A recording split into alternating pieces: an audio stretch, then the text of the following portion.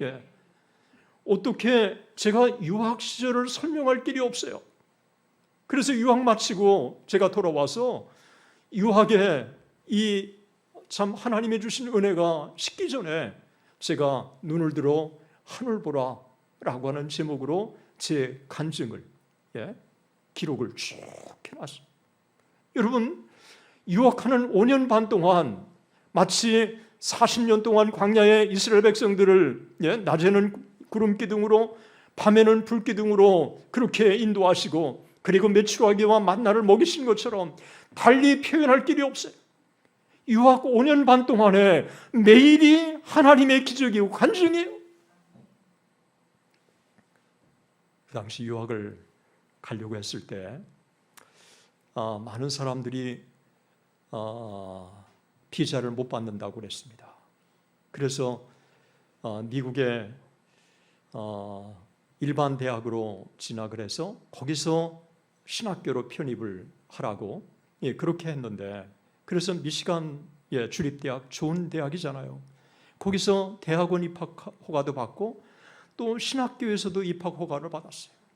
그러면 어떤 게 더 정직할 거냐라고 했을 때 신학교로 지원을 하는 게 정직하지, 일반 학교로 갔다가 신학교로 옮긴다는 것은 속이는 거라는 생각이 들었어요. 그래서 신학교로 지원을 했어요. 만약에 하나님이 비자를 주시면 하나님의 뜻이고 비자를 안 주시면 이건 하나님이 막으시는 거라고 생각합니다. 그런데 기적적으로 하나님께서 또 비자를 주신 거예요. 그리고 5년 반 동안 유학하는 동안 하나님이 제게 필요한 것들을 공급해 주시고 푸른 초장과 잔잔한 물가로 쭉 인도해 주셨어요. 좋은 선생님을 만나게 해주셨고요. 그리고 제가 하고 싶은 공부를 할 수 있도록 그렇게 인도해 주셨고요. 또 유학을 마치고 나니까 한국의 모교에서 교수로 오라고 그렇게 초청이 들어온 거예요. 그래서 사실 논문 패스하자마자 한국에 들어와서 1991년 3월부터 교수를 하게 됐어요. 제가 돌아오니까 저하고 함께 신학교를 졸업한 사람이 박사과정에 있더라고요. 하나님께서 이 인도하심의 하나하나의 이 손길들을 돌이켜보면 정말 달리 표현할 길이 없어요. 너무 정확하게 하나님이 한 걸음 한 걸음을 인도해 주신 거예요.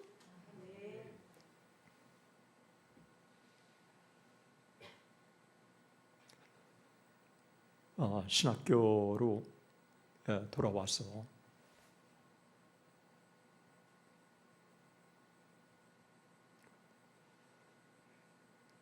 총신의 교수로 부임을 했다고 하는 게 꿈만 같았습니다. 그래서 저는 다른 학교에서 선택 과목도 하지 않고 30년 동안 총신에서만 교수 사역을 했습니다. 그리고 열심히 강의를 준비하고 저는 교수가 3가지 사명을 감당해야 된다고 생각했어요. 저술, 학교 강의 충실하게, 그리고 또 외부에서 설교나 이런 발표, 이런 것도 충실하게 해야 한다고 해서 이 3트랙으로 30년 동안 성실하게 생활을 해온 거예요. 그런데 학교가 어렵다는 얘기를 듣고요. 그리고 이단에 엄청난 도전이 있는 거예요. 어떡하지? 하나님 어떻게 합니까? 그래서 신학교 교수가 교단의 신학을 지키고 그리고 또 한국교회 신학을 지키는 게 신학교의 사명인데, 그래서 여러분 평강제일교회가 우리 교단에 들어오려고 2005년에 할 때 제가 안 된다고 강단에 정말 채플 시간에 제가 일주일을 정말 하나님 앞에 기도하면서 외쳤어요. 피가름을 하는 그 이단, 우리 교단이 영입하면 안 된다고. 그때요, 하나님께서 이렇게 강하게 하신 거예요. 그로 인해서 제가 형사 고소를 당했고, 그리고 총신대 신대원 교수들 20명이 10억의 손해배상 소송을 제기했는데, 그런데 그 과정 하나하나가 5년 동안 싸우는 과정이었는데 하나님이 너무너무 인도를 그냥 차분하게 한 발짝 한 발짝 인도해 주신 거예요. 어떻게 해요? 이 재판을 할 때요, 믿지 않는 사람들은 이단인지 믿는 사람인지 구분이 안 되잖아요. 그러니까 왜 저들끼리 싸워? 그럴 텐데 믿는 사람들, 그리고 장로님들은 이단은 안 되지 하는 거예요. 이 판사들 중에서 장로님은 아주 드문데 장로님 판사한테만 재판권이 딱딱 가는 거예요. 마치 아다리가 딱딱 뒤로만 내려오죠. 달리 표현할 길이 없어요. 그 드문 장로님들 중에서 그것도 무작위로 한데 장로님들에게만 딱딱 간 거예요. 대법원에서요, 7개 재판이 다 승소했어요. 재판이 끝나고 났는데요, CBS에서 새롭게 하소서에서 나와달라고 요청하더라고요. 2번이나 전화가 왔어요. 그런데 제가 안 나갔어요. 왜냐하면 이단과 5년 동안 맞서서 싸우는 게 제가 한 게 아니라 하나님이 은혜를 주셨고 사랑하는 동료 교수들이 함께 힘을 모았기 때문에 가능한 거라, 제가 새롭게 하소서에 나간다면 마치 제가 한 일처럼 드러나기 때문에 제가 사양을 했습니다. 제가 말씀을 좀 드리고 싶은 게 있습니다. 병약한 가운데 제가 1966년부터 1980년까지 14년 동안은 병과 싸우는 고통의 기간이었지만 제가 할 수 있는 것은 하나님께 의지하는 것밖에 없기 때문에 3일을 금식하고 일주일을 금식하고 밥 먹듯이 오살리 순복음 기도원에 가서 하나님 앞에 기도했어요. 귀한 그릇이 되게 해달라고 나라와 민족을 위해서 하나님 앞에 기도하고 그렇게 하나님 앞에 기도했는데 돌이켜보니까 하나님이 그의 기도를, 제 기도를 들어주지 않으신 게 없어요. 하나하나 하나님께서 다 응답해 주신 거예요. 그리고 신학교에 재학하고 있는 동안에 제가 스터디 그룹에 참석하고 싶었는데 이 스터디 그룹에 껴주는 데가 없어요. 유일하게 껴준 데가 기도 모임이었어요. 저는 신학교 내내 3년 동안 하나님 앞에 그냥 신학생들과 함께 기도했어요. 그런데 하나님께서 주신 은혜가 얼마나 큰지 지금도 생생하게 기억나요. 제 사랑하는 동료 신학생이었던 정병갑, 지금은 목사님, 큰 교회 목사님이신데 이분이 기도 제목을 내놓는 거예요. 아내가 지금 출산해야 되는데 아이가 거꾸로 있다는 거예요. 그러니 당시에 여러분 수술한다고 그러는 거는 전도사 사례에 5배가 들어가는데 어떻게 합니까? 우리들이 할 수 없이 그냥 간절히 하나님 앞에 기도했어요. 그런데 3일 후에 연락이 왔어요. 그 아이가 똑바로, 그래서 정상으로 분만이 됐어요. 그리고 저를 또 위해서 유학을 가게 해달라고 기도했는데 하나님이 순적하게 하나하나 인도해 주셨어요. 사랑하는 형제 자매 여러분, 제가 여기 교회에 딱 들어오니까 가족 같고요. 그리고 이 교회가, 성은교회가 미래를 위한 희망이 있는 교회구나 하는 생각을 제가 가져봤습니다.